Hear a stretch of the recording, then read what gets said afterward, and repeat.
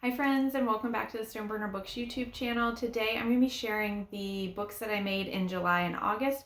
You'll notice there are not that many. I really took a nice long summer break and just did a few things to kind of keep the shops running and do a couple custom orders, but really I took a nice long break, and so now it's September. I'm excited to get back into the studio and get back into the flow of everything.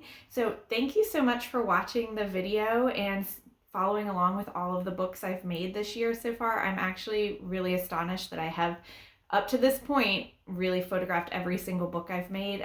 If you are interested in seeing what I've made so far this year in the first 6 months, I have a playlist that I will link below. And thanks for watching, and stay tuned for what I make in September.